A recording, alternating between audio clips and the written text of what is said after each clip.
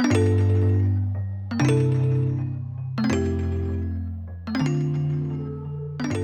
back to the third part of Module 3 from the Child Health and Development Project Mississippi Thrives video series on supporting the development of your child's brain architecture. We continue on the subject, Behave, helping families create a behavioral support toolbox. This segment is presented by Carrie Horn. Another thing that's really important is to make one-on-one time with your child. In the beginning, when we talked about the different kinds of stress, we talked about the key importance of positive, healthy relationships and brain development. These positive adult relationships are also the key to positive behavior changes. Our behaviors are directly linked to how our brains develop, so this is really important.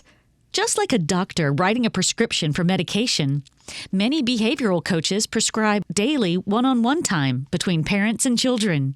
As little as 5 minutes a day has been shown to improve relationships that, in turn, improves behavior. Think about it like making a deposit in the bank of positive interactions. The positive interactions we build during this one-on-one time will help later when we have to cash in and deal with some of those challenging behaviors. Research actually shows that healthy relationships require 5 positive interactions for every 1 negative interaction. So this one-on-one time gives us more opportunity to build up those positive interactions. Sometimes it can really feel like we're having a lot of negative interactions with our children, so we have to make as many opportunities for positive ones as we can. I know we've all heard of time out, but not as many of us have heard of time in. That's what I want you to think these one-on-one interactions are, a time in.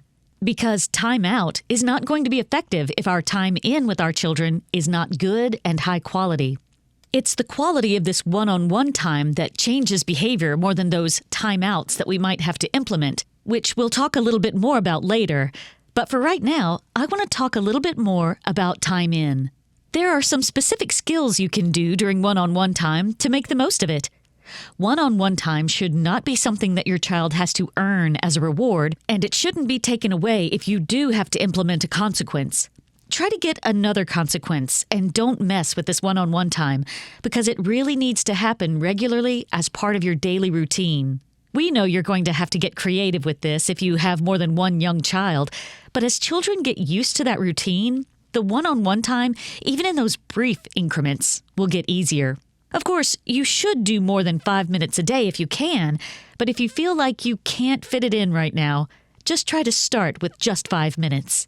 When you're setting up the one-on-one time, pick an activity that your child enjoys and really try to get into their world. We're going to learn some specific skills in just a minute that we are going to allow you to focus on your child and really get into what they're doing.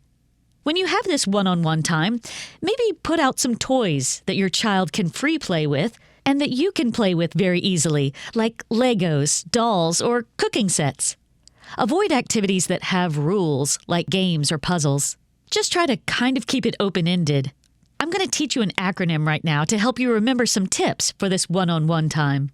The acronym is going to spell PRIDE. Note that there is a handout that explains this PRIDE acronym in detail in the description under the video. The handout is called Relationship Enhancement PRIDE. It goes through each of the letters that spell pride, and it has photos and examples as well. Let's go over some of those now. The P is for praise behavior. Now, this is really, really important. We also want to give specific praise, like, you worked really hard at building that tower. It's so tall. Because we're giving the child a lot of attention in those moments for something that we want to see. R stands for reflect. This helps our children feel heard.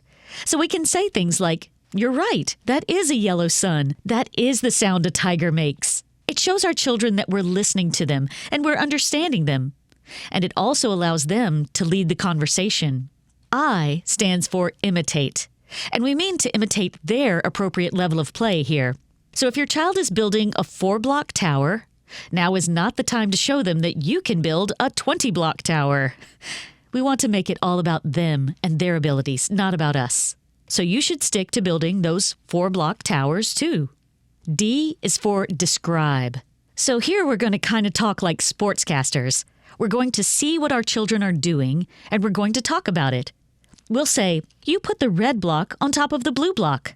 Now you're adding a green block. This helps our children improve their focus and concentration. It kind of slows them down a little to think, yes, I am doing that. Plus, just like reflect helps our children feel heard, describe helps them feel seen. They can see that we're noticing what they're doing, and we think it's so important that we're going to point it out to them. We're going to talk about it. The E in pride is for enthusiasm, or enjoyment, or excitement. So we're just going to show our interest in our child. We're going to show those positive emotions, try to laugh with them, smile with them.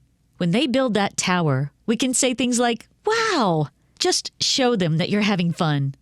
This image is actually the second page of that pride handout, some things that we want to avoid during our one-on-one time. And it has 3 examples of things you should not do during your one-on-one time. One is asking questions. We ask questions a lot of our children. That can be a really good thing, but when we ask questions like, what color is that? Where does that toy go? What sound does that animal make? We end up leading the play. So just for 5 minutes of one-on-one time, we're going to try to minimize the number of questions that we ask because we're going to allow them to focus their intention on what it's already focused on. We're not going to bring it to what we think that they should be doing. If you notice during one-on-one time that they don't really know their colors or their animal sounds, you can make a mental note of that and work on it with them later. But one-on-one time is not the time to do that. You're just following their lead. We're also going to avoid giving them commands like, hand me that, or don't touch that, or that goes here, because that can really cause children to be frustrated. Plus, it's taking away from them leading the play again. We just want this time to be really fun for your child, so we're going to try to avoid this, as well as criticism. We may not mean these things critically, but when we say something like, well, that's not the sound a cat makes, or you're going to draw a flower instead of a tree, or why did you put that over here? That can just lead to a loss of enjoyment in the play for your child, and again, it's going to take the lead away from them. So let them move that there. Let them draw the flower instead of the tree. Let them make that sound and say it's a cat.